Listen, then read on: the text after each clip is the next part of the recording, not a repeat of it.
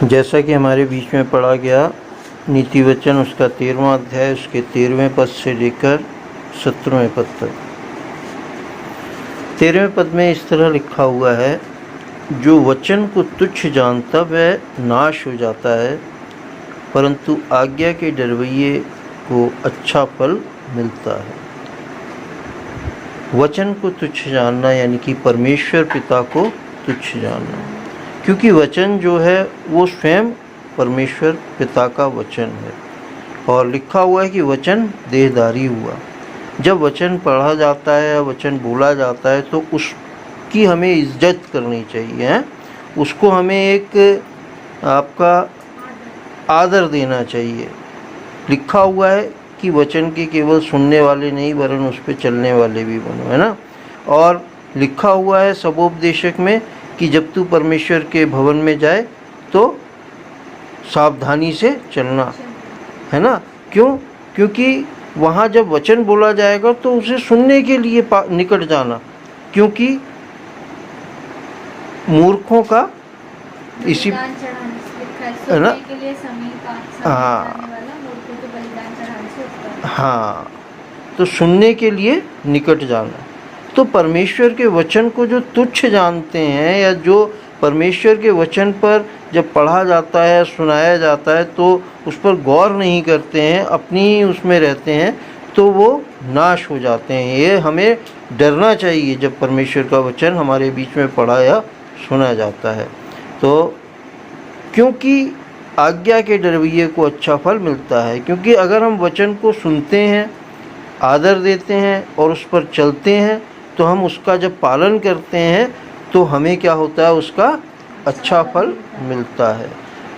तो हमें इस बात को हमेशा, आज के वचन को जो 13वां पद है, इसको हमेशा अपने चित्त में, अपने मन में बसा लेना चाहिए कि जहाँ कहीं जब कभी चर्च में कहीं भी वचन पढ़ा जाता है, बोला जाता है, तो हमें वचन को तुच्छ नहीं समझना, हमें वचन पर ध्यान देना है, मनन करना है, चिंतन करना है, क्योंकि वचन स्वयं क्या है, परमेश्वर है, परमेश्वर है, क्योंकि ये उसके मुख से निकला हुआ है। 14वें पद में, बुद्धिमान की शिक्षा जीवन का सूता है और उसके द्वारा लोग मृत्यु के फंदों से बच सकते हैं। बुद्धिमान की शिक्षा जीवन का सूता है, यानी कि जो बुद्धि कहाँ से आएगी, परमेश्वर का भय मानने से आएगी। जो परमेश्वर से डरते हैं उनके पास बुद्धि रहती है, और जब उनके पास बुद्धि रहती है तो बुद्धिमान कहलाते हैं।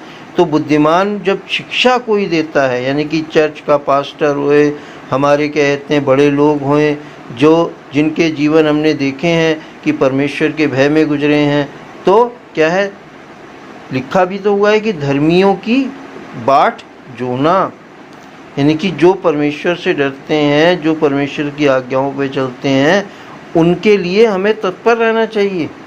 और यहाँ भी जो वचन है हमें यही शिक्षा दे रहा है कि बुद्धिमान की शिक्षा जीवन का सोता है। जब अगर कोई बुद्धिमान व्यक्ति, परमेश्वर से डरने वाला व्यक्ति, धर्म पे चलने वाला व्यक्ति जब कोई शिक्षा देता है तो उसको ध्यान से सुनना। क्यों? क्योंकि वो एक जीवन का तुम्हारे लिए सोता बन जाएगा अगर तुम उस पर ध्यान दोगे, और उसके द्वारा लोग मृत्यु के फंदों से बच सकते हैं। और ये कब होगा? जब हम वचन को सुनेंगे। बुद्धिमान कहाँ से बोलेगा? वचन से बोलेगा। क्यों? क्योंकि बुद्धिमान कौन है? जो परमेश्वर का भय मानता है। तो हमें आज का वचन बड़ा ख़ास है। क्यों? क्योंकि आज का वचन हमें स्वयं परमेश्वर पिता की शिक्षा देता है ना, कि हम परमेश्वर पिता के वचन को आदर दें, इज्जत दें। जहाँ कहीं वो पढ़ा जाए, जहाँ कहीं वो सुनाया जाए, तो हम उसको ध्यान से सुने। 15वें पद में, सुबुद्धि के कारण अनुग्रह होता है, परंतु विश्वासघातियों का मार्ग कड़ा होता है। सुबुद्धि यानी कि वही परमेश्वर पिता की जो कहने को मानता है, आज्ञा को मानता है, उन पर चलता है, तो वो सुबुद्धि का इस्तेमाल करता है ना। और जो परमेश्वर पिता के वचनों को तुच्छ जानता है, उसकी आज्ञाओं को नहीं मानता है, उस पर ध्यान नहीं देता है, तो वो क्या है? आपका विश्वासघाती है, कुबुद्धि पे चल रहा है, जिसे कहा जाए है, संसारिक बातों पे मन लगा रहा है। तो उसका क्या होता है? मार्ग कड़ा होता है। क्यों? क्योंकि जो बुद्धि सुबुद्धि के साथ चलते हैं, जो परमेश्वर की इच्छा के अनुसार चलते हैं, उनके लिए लिखा हुआ है कि परीक्षा में भी परमेश्वर उनको संभाल लेता है। संसार में जब परीक्षाएं आती हैं, मनुष्य के ऊपर जब परीक्षाएं आती हैं, तो परमपिता परमेश्वर उनको सहने से बाहर नहीं देता है। कड़ाई इतनी देता है कि वो उसको संभाल सकें। लेकिन जब जो कुबुद्धि पे चलते हैं, सांसारिक बातों पे चलते हैं, परमेश्वर के वचन को तुच्छ जानते हैं, उसकी आज्ञाओं को तुच्छ जानते हैं, उसको नहीं मानते हैं, तो उनके जीवनों पर जब परीक्षाएं आती हैं तो वो क्या होता है, बहुत से देखा है नाश हो जाते हैं। क्यों? क्योंकि वो उनके सहने से बाहर हो जाती हैं। इसलिए बहुत से लोग क्या करते हैं, आत्महत्या कर लेते हैं। कभी कोई धर्मी जन आत्महत्या करता है? कोई नहीं करता है। क्यों? क्योंकि उसका भरोसा कहाँ रहता है, परमेश्वर पिता पे रहता है। उसका ध्यान क्या रहता है, वचन पे रहता है। लेकिन आत्महत्याएं कौन कर लेते हैं, जो कुबुद्धि से चल रहे हैं, जो परमेश्वर के वचन पर ध्यान नहीं देते हैं, जो इस संसार की शिक्षा पर मन लगाए रहते हैं, वो कुमार्ग में हैं, कुबुद्धि के सहारे चल रहे हैं। और जब उन पर परीक्षा आती है तो वो हार जाते हैं, नाश हो जाते हैं, अपने आप को ख़त्म कर लेते हैं। तो हमें इन सब बातों पर बड़ा ही ध्यान करते हुए चलना है अपने जीवन में। 16वें पद में लिखा है, सब चतुर तो ज्ञान से काम करते हैं, परंतु मूर्ख अपनी मूर्खता फैलाता है। चतुर कौन है, चालाक कौन है? वो ही चालाक और चतुर है जो परमेश्वर के वचन पर ध्यान देता है? क्योंकि मूढ़ कौन है, जो परमेश्वर के वचन पे ध्यान नहीं दे रहा। भाई इतनी बड़ी बाइबल हमें दी गई है, काहे के लिए दी गई है? क्या उसको रखे हुए धूल चढ़ने के लिए?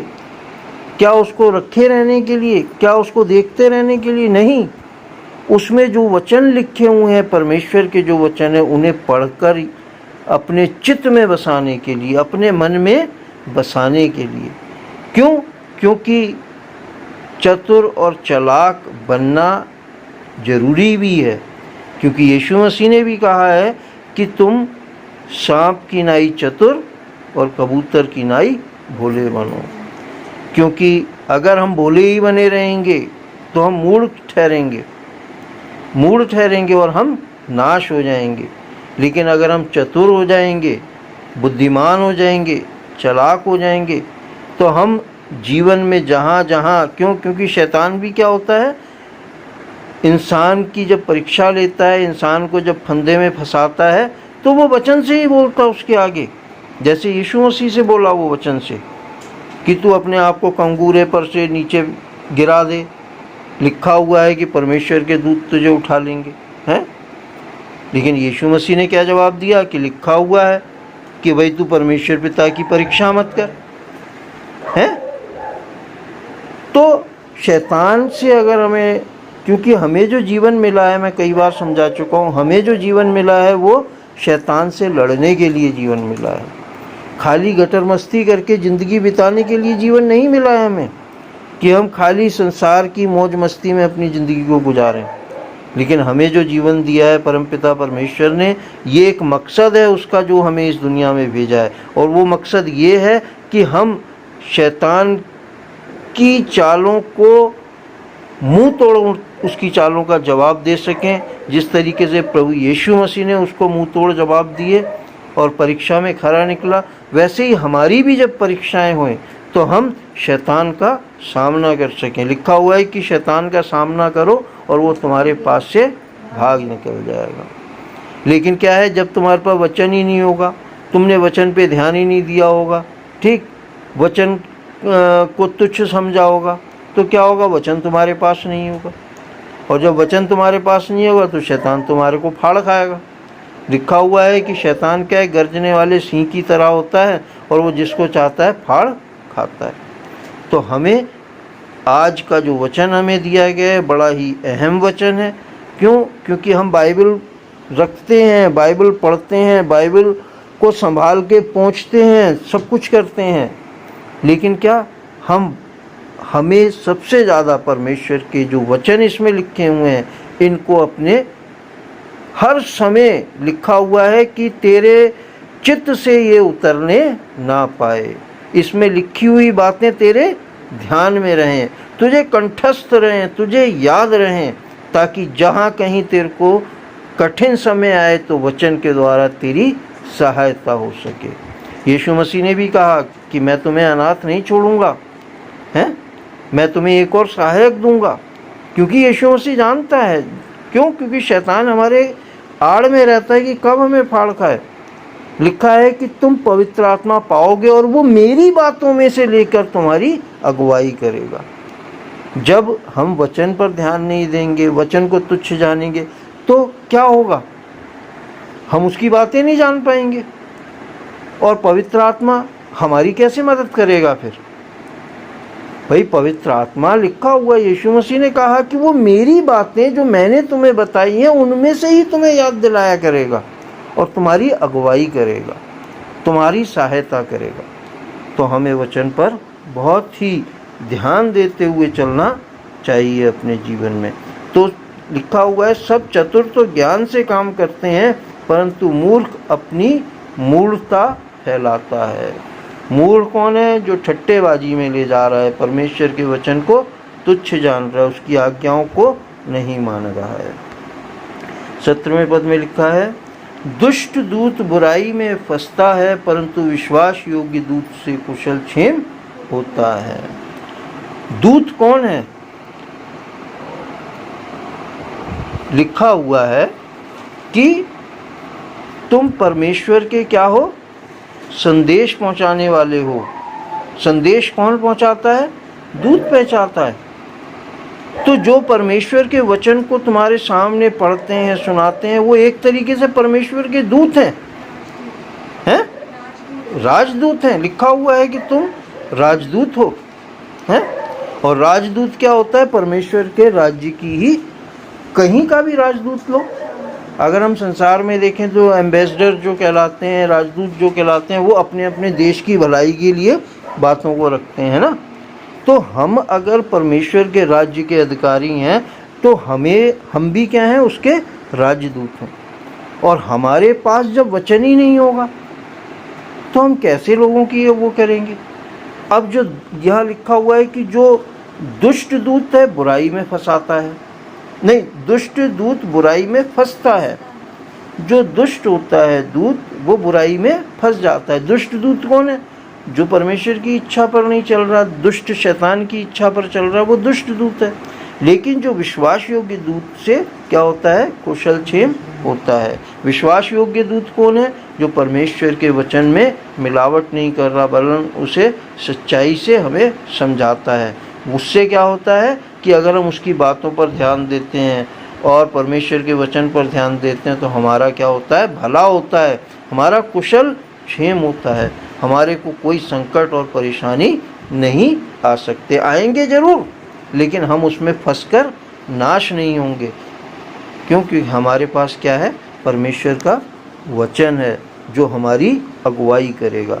तो हमें आज से इस बात पर ध्यान करना चाहिए कि जब कभी परमेश्वर पिता का वचन पढ़ा जाता है, सुना जाता है, बोला जाता है, तो हम उस वचन पर बड़े ही मन लगाकर ध्यान दें, हम उसको तुच्छ नहीं जाने। कई बार हम चर्चेज में देखते हैं कि जहाँ वचन का समय होता है लोग वहाँ बाहर टहलने चले जाते हैं, पादरी साहब बुलाते ही रहते हैं कि हाँ भाई, ख़ास तौर से यूथ तो बिल्कुल ही नहीं बैठता है ना। उसको वचन ही नहीं समझ में आ रहा कि अरे पादरी क्या बोल, अरे भाई पादरी जो बोल रहा है बोलने दो, लेकिन तुम्हारे सामने जो वचन पढ़ा गया है उसको तो तोलो, उस पर तो ध्यान दो। लेकिन हम कई बार ऐसा नहीं करते हैं ना। हम लोग वचन जब होता है तब उठकर बाहर घूमने चले जाते हैं। हमें ऐसा नहीं करना चाहिए। क्यों? क्योंकि अगर हम वचन को आदर नहीं देंगे, इज्जत नहीं देंगे, तो हमारा नाश हो जाएगा, हम अपने आप को बचा नहीं पाएंगे।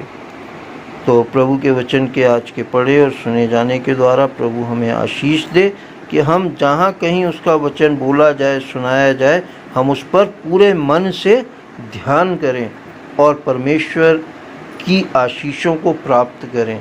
परमेश्वर को प्राप्त करें, क्योंकि वचन स्वयं परमेश्वर है, वचन देहधारी हुआ है। तो प्रभु हम सबको बहुतायत से आशीष दे, प्रभु यीशु मसीह के नाम में आमीन आमीन आमीन।